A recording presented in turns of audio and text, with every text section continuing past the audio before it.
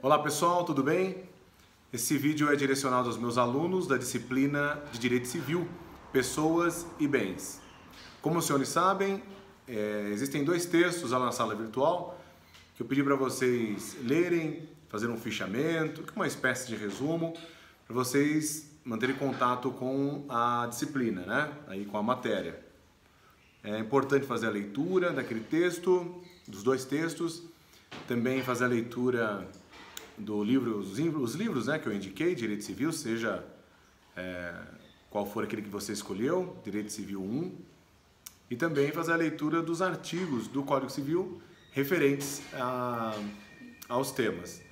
Aqueles textos são importantes, vocês vão acabar, alguns já sabem, acabar descobrindo que o estudo individualizado, né, todos os dias, sobre vários textos, livros, é obrigatório, não tem jeito, precisa fazer mesmo, precisa estudar, né? E o professor, ele contribui com você, mas depende muito também da sua dedicação.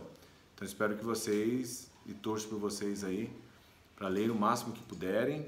Nem sempre é fácil, às vezes nós temos algumas dificuldades mesmo, é normal, especialmente nesse início, né, no ingresso aí no curso de Direito.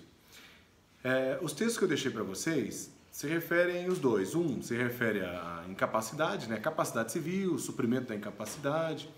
E o segundo texto que eu deixei essa semana se refere à questão da morte e à tutela, né, dos direitos pós-mortem. Então, nossa conversa agora vai ser sobre exatamente a morte. Foi exatamente o último tema que nós discutimos e ficamos discutindo na próxima aula a ideia de morte, né? O que é a morte para nós no direito civil.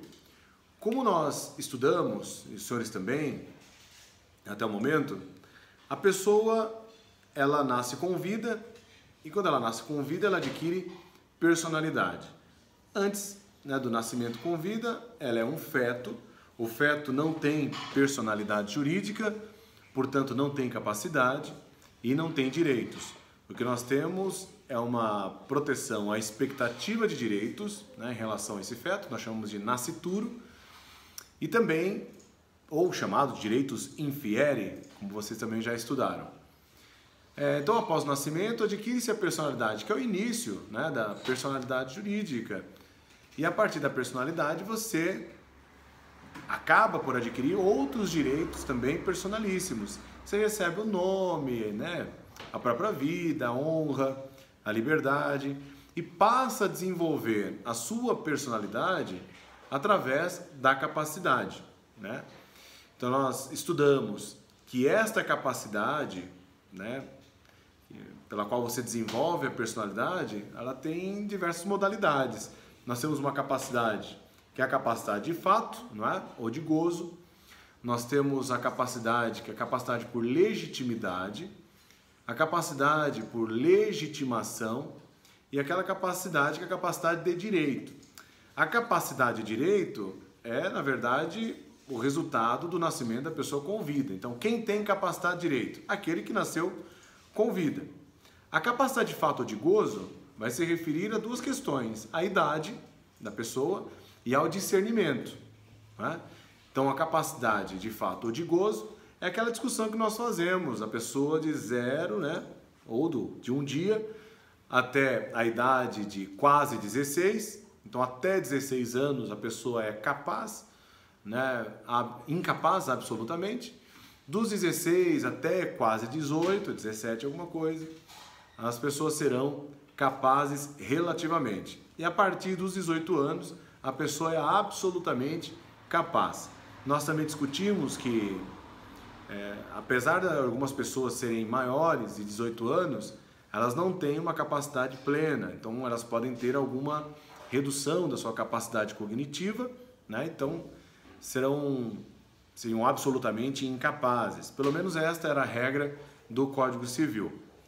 Mas com a chegada, né, do Estatuto da Pessoa com Deficiência, que é IPD, nós tivemos algumas modificações, lógico, com a chegada desse estatuto, no próprio Código Civil, tornando então a maioria das pessoas, todas elas, relativamente incapazes. Até essas pessoas que eram incapazes passam a ser, pelo estatuto, considerados como relativamente capaz. É uma discussão polêmica que nós já fizemos em sala de aula, porque ao invés do Estatuto da Pessoa com Deficiência proteger nesse sentido da idade, acaba por trazer outros problemas, né?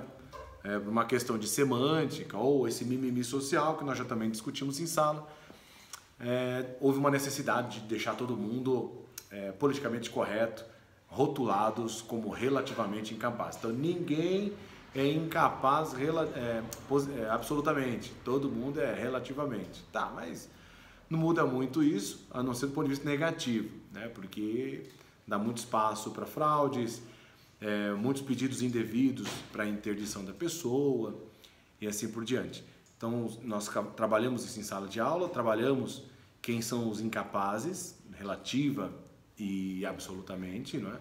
Aqueles que podem ser capazes absolutamente, apesar de não terem ainda 18 anos, como os casos das emancipações, casamentos, não é? Então nós tivemos aí várias possibilidades, apesar do casamento também ter uma discussão bem razoável, né? Com 16 poderia, mas menor de 16 em hipótese alguma a partir das mudanças recentes. Então quem tiver 16 anos aí, super maduro, já pode se casar e com o casamento é absolutamente capaz, beleza?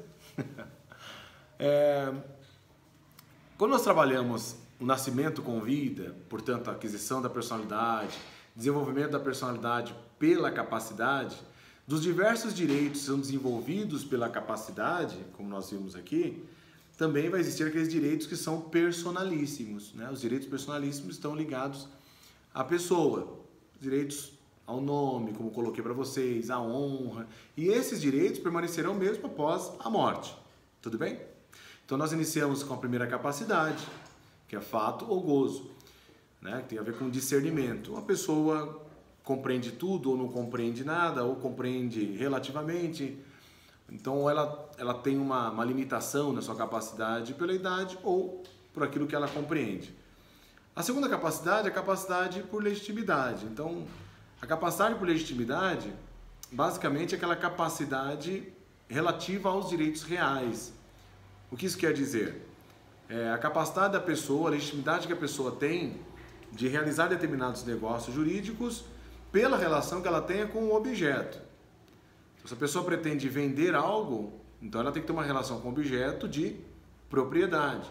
Se a pessoa pretende locar alguma coisa, ou dar incomodato, que é um empréstimo, né, gratuito, ela precisa ter em relação àquele objeto a posse, pelo menos a posse direta.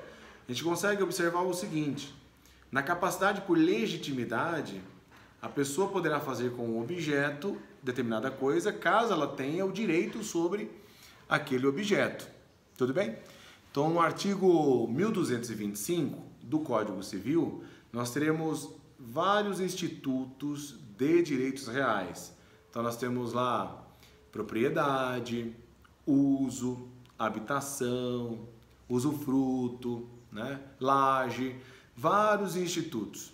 Beleza? E esses institutos de direitos reais estão estritamente ligados com a capacidade por legitimidade. Quer dizer, a pessoa pode fazer algo desde que ela tenha algum direito sobre aquele objeto. Você não vai pegar o objeto do colega aí, o vadimeco de um colega, e vender para outra pessoa, não é seu. Então você não tem capacidade por legitimidade. Tranquilo? A outra capacidade que nós já trabalhamos bastante também em sala de aula é a capacidade por legitimação. A capacidade por legitimação, nós demos o nome de capacidade extraordinária, não porque é uma capacidade melhor que as outras, mas porque a capacidade extra é aquela capacidade que, além de você, também depende de uma outra pessoa. Então nós temos aqui a pessoa, uma situação que a pessoa é casada, apesar de ela ser proprietária do apartamento, nós teremos que avaliar qual o regime de bens daquele relacionamento, daquele casamento, ou qual o regime de bens que está no contrato de convivência das pessoas que moram em união estável ou quaisquer outras entidades familiares, e perceber que, apesar de o apartamento ser seu, né, pode haver uma ligação com a sua esposa ou com o seu marido de propriedade. Então você não poderia fazer negócio sozinho, dependendo então do que? Do consentimento do seu marido, da sua esposa, dependendo do consentimento, por exemplo, dos próprios filhos. você quer fazer uma doação para um filho, não é porque o apartamento é seu da tua esposa, você poderia fazer a doação para um dos filhos. Se você tem mais de um filho, os outros filhos também terão que consentir, terão que manifestar que concordam com isso. Então não basta você ter direito sobre determinado bem para fazer o que quiser em relação a ele. Você tem, pela lei, algumas limitações. Então a gente percebe aqui que a própria lei nos protege da própria família, não é? O artigo 496 do Código Civil é um artigo que está ali no contexto do contrato de venda e compra. E, como a gente pode observar, esse artigo acaba trazendo assim, é anulável a venda de ascendente para descendente, sem que os outros descendentes, por exemplo, consintam com isso. Aí no parágrafo único vai ter uma situação sobre os regimes de bens, consentimentos e tudo mais. Quer dizer, a gente percebe na própria lei, né, no artigo 496 ali do Código Civil, que isso pode ser depois anulado, né? Então, os efeitos serão gerados até o momento da anulação, né, que deve ser feito de maneira judicial, mas que você, apesar de às vezes ter uma capacidade de fato, porque você tem idade para aquilo, tem discernimento para aquilo, tem capacidade por legitimidade, você é proprietário daquilo, você nem sempre terá uma capacidade por legitimação, a capacidade extraordinária, portanto você depende sempre de uma outra pessoa. Se você é solteiro, está tranquilo, tudo seu, está tudo certo, você pode fazer do que você quiser. Se depender de uma outra pessoa, vai depender aqui então dessa capacidade por legitimação. O importante é verificar que os negócios jurídicos, contratos, quaisquer outras coisas que os senhores quiserem fazer, essas capacidades todas, elas devem coincidir, você deve ter todas essas capacidades para que o negócio não seja depois questionado, tá bom? Que o negócio não seja viciado, ok? Então essas são as capacidades existentes no Código Civil, em todos os setores, e a partir dessas capacidades você desenvolve a sua personalidade, vai desenvolvendo a tua honra, a tua apresentação aí, pessoal, conhecimento. Então existem muitas questões ligadas à questão não só material, de patrimônio material, como também aquilo que você desenvolve no contexto imaterial, subjetivo. Tá bom? Então você constrói um bom nome, na nossa área, por exemplo, do direito, você tem um bom nome, então você vai ser você é bem recomendado como um professor, como um advogado, como um juiz, né? Um promotor, um delegado.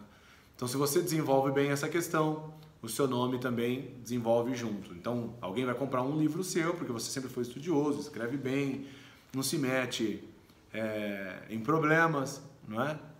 Então você não é pego na França apanhando das meninas, né, por lá. Então você é uma pessoa que mantém esse comportamento adequado. Você vai construindo tudo isso, né? Essa ideia de fama e tal. E esses direitos são protegidos, como vocês viram no artigo que eu passei para vocês, mesmo após a morte, que é o artigo dessa semana, né? A morte é a sua tutela. Então, mesmo após a morte, com a morte acontece o quê? Se com o nascimento vem a personalidade, com a morte extingue-se a personalidade jurídica, né? Mas mesmo com a extinção da personalidade, o nome, tudo aquilo que foi construído pela pessoa falecida, deve permanecer incólume, intacta, mesmo porque tudo que foi construído se mantém no seio ou no contexto da sua família, né? Então não adianta eu falecer depois e as pessoas falarem uma série de coisas, né, sobre mim, que já faleci, porque a minha família pode sofrer esses efeitos negativos, né? Então é um dano pós-mortem, ok? Após a morte. E quem fizer isso em relação ao morto, é bem provável que tenha que indenizar. Tranquilos? Por que eu estou colocando isso? Porque, não só porque é óbvio, porque nem tudo deveria estar na lei, né? Todo comportamento que é positivo, né, de não lesar direitos de outra pessoa, nem sempre deveria estar tudo na lei. Mas que bom, pelo menos está ali. Vou colocar para vocês, ó. O artigo 12, se vocês tiverem o Código Civil na mão, é importante que a gente converse aqui, mas com o código na mão, faço anotações de vocês. Está assim no artigo 12 do Código Civil, ó. Pode-se exigir que cesse a ameaça ou a lesão a direito da personalidade e reclamar perdas e danos sem prejuízo de outras sanções previstas em lei. Embaixo desse artigo 12 tem vários apontamentos ligados ao Código Penal, ao Código de Processo Penal, à Constituição Federal. O que isso quer dizer?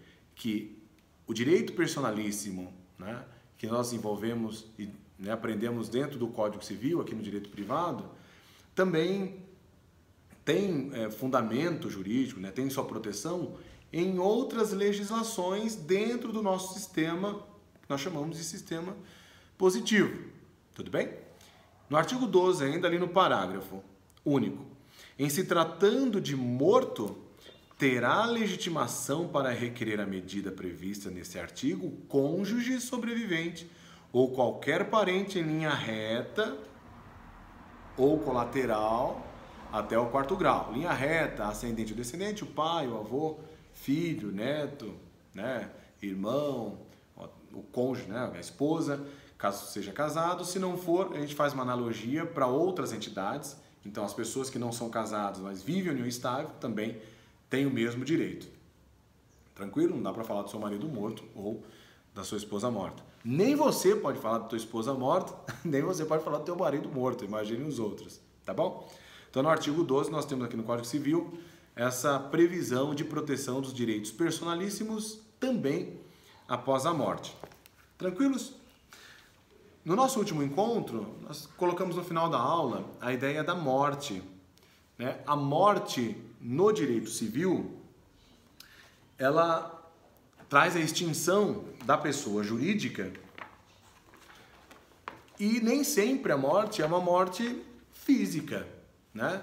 A morte, ela tem, pelo menos do ponto de vista jurídico, diversas facetas. Se quiserem anotar, nós temos a morte, que é uma morte real, que é essa que a gente realmente ali vai para o velório, né?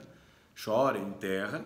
Nós temos a morte civil, quer dizer, a pessoa está viva, mas os efeitos em relação a direitos e determinadas obrigações são suspensos, né? Então, de repente, a pessoa deserdada ou, de repente, afastada, né, por qualquer outro motivo, dentro do contexto de direito sucessório, se a pessoa for deserdada, ela está morta civilmente, quer dizer, ela não recebe nenhum tipo de efeito jurídico, ela não recebe nenhum tipo de bem, nenhuma herança, como se ela realmente estivesse morta, né? Mas morta civilmente.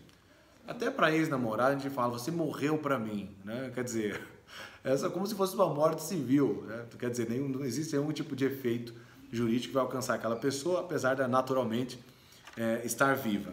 Tudo bem?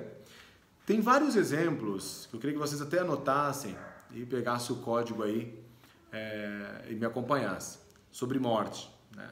Por exemplo, ó, lá no artigo, pelo menos por agora, no artigo 1571, que vai falar sobre regimes de bens, regime matrimonial, fala, por exemplo, sobre essa questão de morte, né?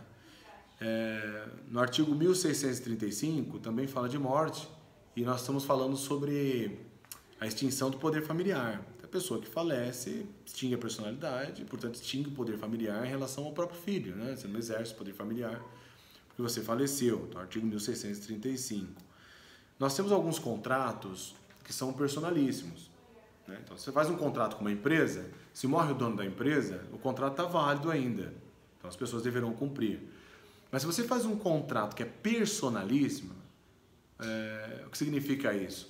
É um contrato que depende exatamente daquela pessoa, personalíssima, né? É dela, é pessoal.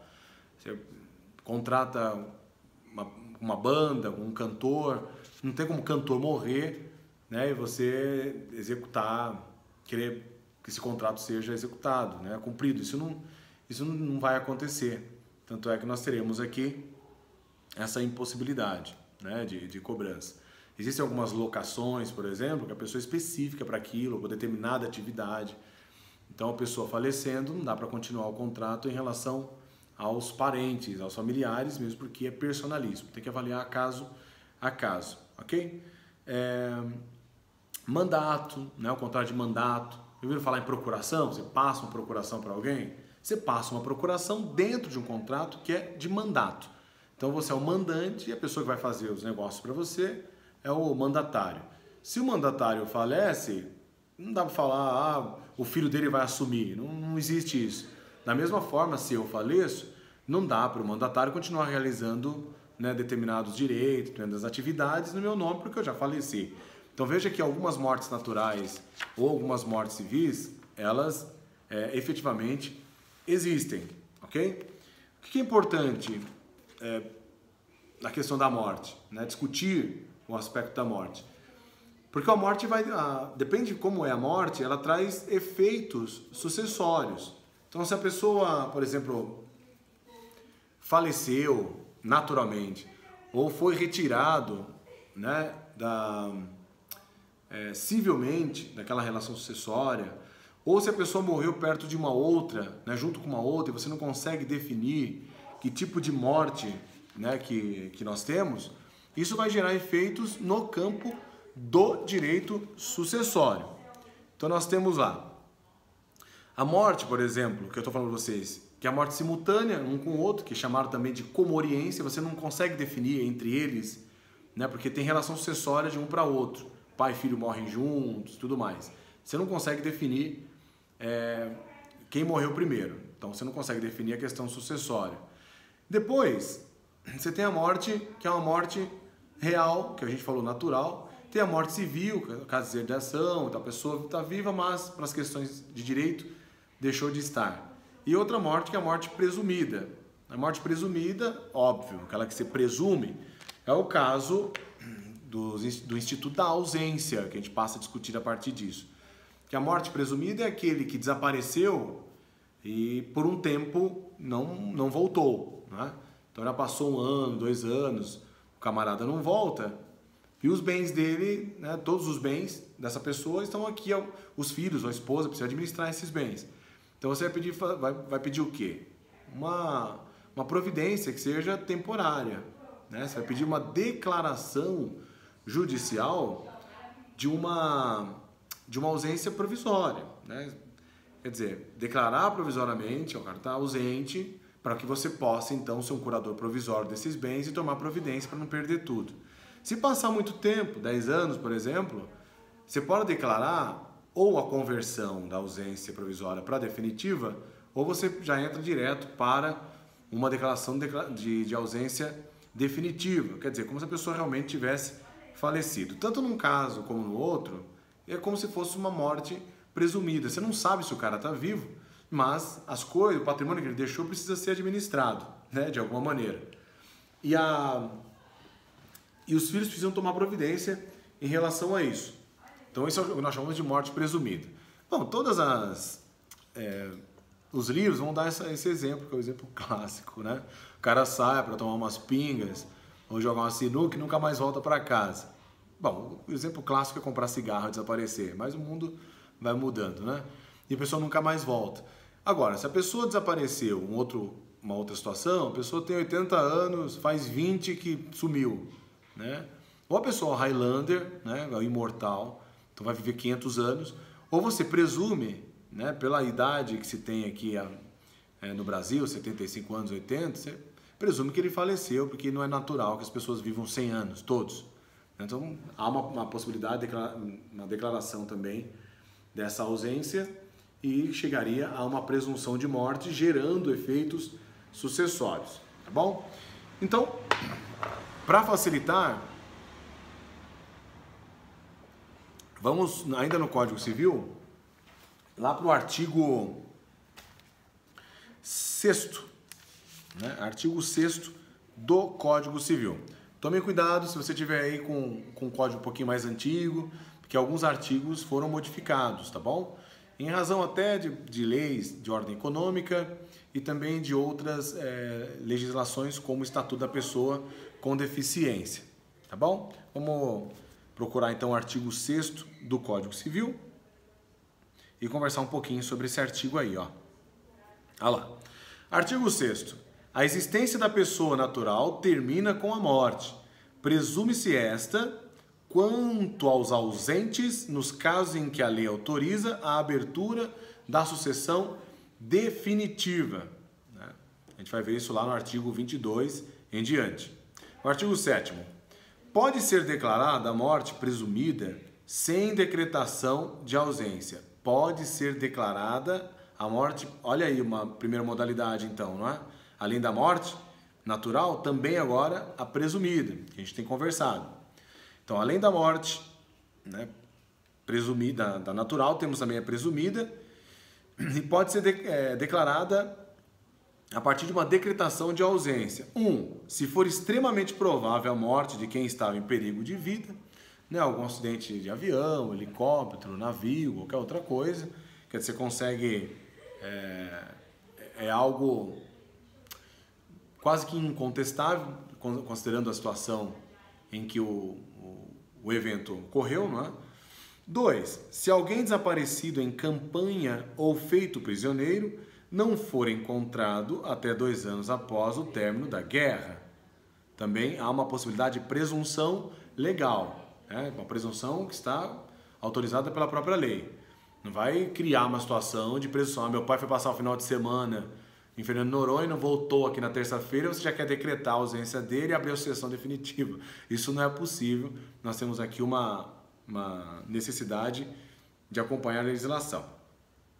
E o parágrafo único. A declaração da morte presumida, nesses casos, somente poderá ser requerida depois de esgotadas as buscas e averiguações, devendo a sentença fixar a data provável do falecimento. Por que é importante trabalhar a data provável do falecimento? Até para que você tenha a possibilidade de discutir quais são os bens a serem partilhados, né, declarados e também partilhados lá no inventário, mas a partir de quando isso vai acontecer? Porque se antes da decretação da morte, todas as datas anteriores terão outros efeitos e provavelmente criarão outros efeitos diretos em relação à partilha ou de como ela será realizada, né?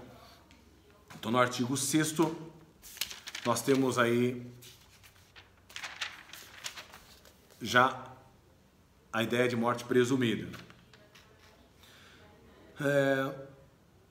Em relação, por exemplo, a alguns sócios, nós temos também morte presumida de um sócio ou de outro.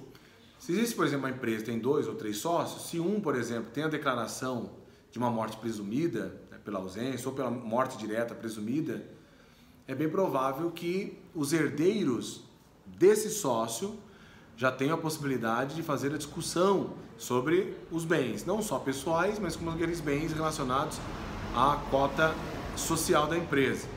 Tem que sempre observar que, por exemplo, fazer uma apuração dos haveres e de repente fazer o pagamento para os herdeiros do sócio não significa que os filhos do sócio tenham realmente direito de fazer parte da empresa como gestores, né? Porque você pode acabar atrapalhando o desenvolvimento do objeto da empresa, né? Também isso é possível discutir. Então você pode perguntar, Delova, morre o sócio, o filho pode assumir a parte do pai na empresa? Em relação ao dinheiro, aos haveres, sim, né? Em alguns casos, até consta no contrato social a possibilidade do herdeiro fazer parte da administração da empresa depois, começar a discutir os negócios.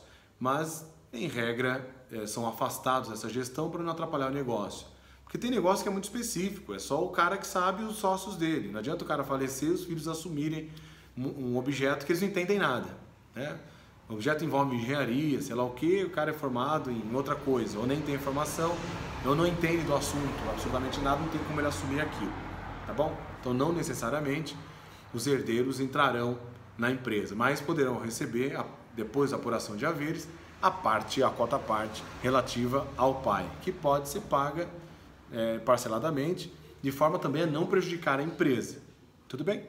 Nós temos no direito empresarial, né, também no direito comercial, essa preocupação da manutenção da empresa e a função social disso, né, pelas repercussões econômicas, de relações de trabalho, de subsistência. Tudo isso é importante ser trabalhado, e não só fixar a proteção do direito do herdeiro.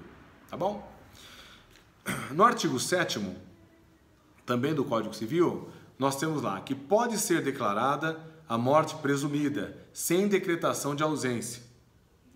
Morte presumida sem decretar a ausência. 1. Se for extremamente provável a morte de quem estava em perigo de vida. 2. Se alguém desaparecido em campanha ou feito prisioneiro não for encontrado até 2 anos após a guerra. Não é o que a gente está vendo? Parágrafo único. A declaração de morte presumida, nesses casos, somente poderá ser requerida depois de esgotadas as buscas e averiguações, devendo a sentença fixar a data do provável falecimento. Veja que esse artigo que a gente volta a ler, ele traz a ideia de morte presumida e também já faz uma afirmação logo no começo. Nem sempre nós precisamos de uma morte presumida como consequência de uma declaração de ausência. Às vezes é bem provável que o cara faleceu mesmo, você presume a morte, abre-se a sucessão definitiva, né, e manda pau.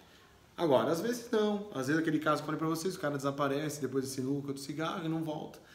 Você não sabe se morreu, se está vivo, mas é possível presumir até para a proteção do patrimônio, ok? E o patrimônio, ele também faz parte de um direito personalíssimo que liga os herdeiros. Então é de interesse também dos herdeiros, da esposa, do marido, né, dos filhos e tal, no geral, ou daquele herdeiro testamentário, fazer proteção do patrimônio para que ele também não seja lesionado depois, tá bom? Artigo 8º. Se 2 ou mais indivíduos falecerem na mesma ocasião, não se podendo averiguar de algum dos comorientes precedeu aos outros, presumir-se-ão simultaneamente mortos. E aí, tem alguma coisa diferente nesse artigo? Claro que é aquele tipo de morte que nós já conversamos, né? Aquela morte que é a morte simultânea. Morte simultânea ou comoriência. Então, a comoriência é uma morte simultânea, óbvio, é a morte de 2 pessoas, né, ou mais. Ao mesmo tempo, você não consegue definir exatamente qual é o direito de uma e de outra, né? Mesmo porque você não consegue definir quem morreu primeiro e quem morreu depois. Antes de chegar no artigo 9º, nós temos aqui o efeito dessa morte, né, simultânea ou comoriência, que é como coloquei para vocês, a importância maior é exatamente aquela do direito sucessório. Né? Direito privado, especialmente direito civil, tem lá parte geral, tem obrigações, tem contratos com responsabilidade civil, tem direitos reais, direito de família e direito sucessório. Claro que a morte presumida ou comoriência vai impactar em todos os setores, mas aqui o maior impacto, pelo menos aquilo que a gente consegue verificar, de imediato é no direito sucessório. Tá bom? No artigo 9º, nós encontraremos: serão registrados em registro público os nascimentos, casamentos e óbitos, a emancipação por outorga dos pais ou por sentença do juiz, a interdição por incapacidade absoluta ou relativa. Aqui, ó, interdição por incapacidade absoluta ou relativa, esse absoluta também já deve ser lido nos termos do Estatuto da Pessoa com Deficiência, ok? E 4, a sentença declaratória de ausência e de morte presumida. Então, se o cara caiu de um avião, não sabe se morreu ou não, ninguém achou o corpo, morte presumida. É que a gente já falou agora há pouco, mas sem decretação de ausência. Se o cara desaparece e você não faz ideia de onde ele está, não tem a certeza, então precisa primeiro declarar a ausência dele judicialmente para posteriormente declarar a morte presumida e aí gerar os efeitos sucessórios. Artigo 10. Né? No artigo 10, vamos pegar aqui atualizado. Tá assim, ó. Far-se-á a averbação em registro público, inciso 1, das sentenças que decretarem a nulidade ou anulação do casamento, o divórcio, a separação judicial e o restabelecimento da sociedade conjugal. 2. Dos atos judiciais ou extrajudiciais que declararem ou reconhecerem a filiação. Então veja aqui, ó, far-se-á a averbação em registro público. Veja que tem uma série de obrigatoriedade de registro público de determinadas situações, né? Separação, na verdade, nem existe mais no novo Código Civil, apesar de alguns doutrinadores defenderem, do próprio casamento, né, ou do restabelecimento da sociedade, ou da declaração de reconhecimento de filiação por ações de investigação de paternidade, que são ações de Estado, né? Você reconhecer a paternidade ou conseguir o reconhecimento de uma paternidade é ter reconhecido um direito que é personalíssimo, que é o direito de filiação. Todo mundo é filho de alguém, de algum modo. Seja rico, pobre, burro, inteligente, criminoso ou honesto, sei lá o quê. Todas as pessoas são filhas de alguém, e isso é um direito personalíssimo, um direito de toda pessoa, ok? Independentemente de qualquer coisa. E sabendo quem é seu pai, especialmente, às vezes a sua mãe, mas especialmente nós temos casos mais específicos em relação aos pais, investigação de paternidade, sabendo quem é seu pai, ou já sabendo antes, portanto, já reconhecido pelo pai, o importante é você respeitar o pai, a mãe, né, o avô, a avó, reconhecer a sua condição de filho daquela pessoa. Você pode discordar de algumas ideias, mas a questão do respeito à pessoa, né, a exteriorização do respeito ao seu pai, né, à sua mãe, na verdade aquilo relacionado a um direito personalíssimo. Tem a ver também com caráter, né? Se você ignora seu pai ou sua mãe, se você desrespeita o pai ou a mãe, está dentro de um contexto de difícil reconhecimento a um direito personalíssimo de filiação. Você não saberá a importância do direito de filiação, desse reconhecimento desse direito, se você mesmo respeita o pai e a mãe, não é? Então é importante repensar isso. Discordar de ideias, de comportamentos é um direito, né? Mas desprezar é uma outra situação, caso você não tenha nenhum motivo, né? Um motivo que justifique o trato de afastamento desse direito personalíssimo. No artigo 11 até o artigo 21, nós teremos aí um capítulo destinado aos direitos da personalidade, né? Direitos da personalidade. Então, o último artigo científico, o texto que eu deixei para vocês lá na sala virtual, ele vai se referir de direitos após a morte. Então, nós temos vários assuntos. Nós temos primeiro a morte, ok? Que é uma situação sucessória e tudo mais. Nós temos os direitos desenvolvidos em vida, honra, o nome e tudo mais, em vida. E temos a proteção desses direitos. Então, quer dizer, durante a vida, vocês estão ouvindo, a minha terceira filha está querendo participar ali embaixo, né? Então nós temos três coisas: a personalidade, a aquisição de direitos, né? Você tem a morte em algum momento, mas você tem a proteção, a possibilidade de proteção desses direitos adquiridos em vida, porque esses direitos, já que são relacionados ao direito personalíssimo, claramente deverá ser protegido porque ele se relaciona a toda a questão ao seio familiar, ao contexto familiar. Então vamos ler pelo menos aí esse artigo 11, que nós já lemos uma vez em sala de aula, e o artigo 12 nós já lemos hoje para falar da tutela, da proteção. Então artigo 11, com exceção dos casos previstos em lei, os direitos da personalidade são intransmissíveis e irrenunciáveis, não podendo o seu exercício sofrer limitação voluntária, ok? Então nós teremos aqui a discussão de direitos personalíssimos. Normalmente nós também podemos chamar de direitos indisponíveis. Quer dizer, é de norma cogente, você não pode negociar direitos indisponíveis, você não pode negociar direitos da personalidade.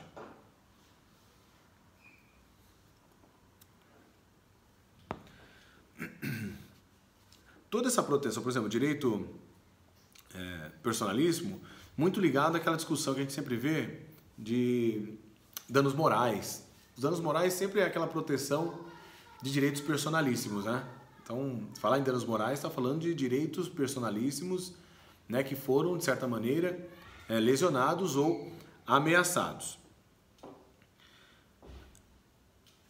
Lá no artigo, então, 22, então quero que vocês estudem um pouquinho com mais tranquilidade essa questão dos direitos personalíssimos. E a partir do artigo 22, gostaria que os senhores fizessem, antes, a gente vai conversar na outra aula, sobre a ausência, né? Como é que acontece a ausência? A pessoa sabe, você tem que decretar aquela ausência, por que se decreta a ausência? Quais são as modalidades de ausência? Quais são os efeitos dessa declaração de ausência? Vocês já perceberam mais ou menos que quando a gente fala da morte presumida, inclusive, ela pode existir sem a decretação de ausência, como com a decretação de ausência. Então, o Instituto da Ausência é um instituto importante, né, para a proteção dos próprios direitos daquele que foi declarado ausente. É declarado ausente por um determinado período, né, para abrir uma sucessão que seja uma sucessão provisória, para ter administração de alguém da família, uma indicação da própria pessoa, né, do juiz, ou uma sucessão definitiva. Essa sucessão definitiva vai abrir um espaço para os herdeiros fazerem a declaração e também a partilha de todos os bens, né, garantindo todos os direitos dos herdeiros, mas caso volte, essa pessoa que sumiu, caso ela volte muitos anos depois, os bens que ela encontrar, que sejam disponíveis, né, de repente ficou com um herdeiro que não gosta de gastar, ficou com ele. Aquele que voltar terá direito a retomar esse bem, porque ele também tem direito à subsistência. Então eu gostaria que vocês fizessem essa leitura dos artigos 22 até o artigo 39. Então, artigo 22 ao artigo 39. Leia com calma esses artigos. Dá uma lida na doutrina sobre o que é a declaração de ausência. Lógico, vocês já estão lendo o que é morte.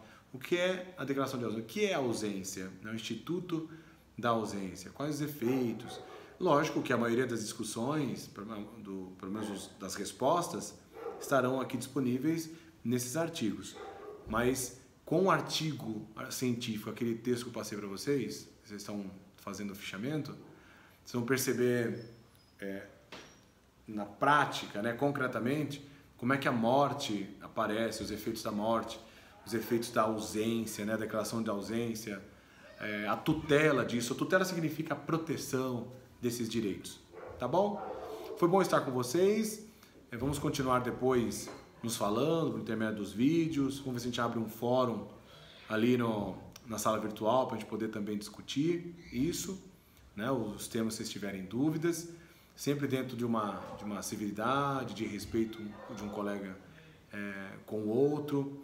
Peço a paciência de vocês nesse período, né, da expansão desse vírus. A gente está tentando conter com tranquilidade, né, com uma racionalidade. Peço que confiem em mim, que confiem nos colegas professores, nos outros professores. Nós estamos aqui para poder contribuir com vocês.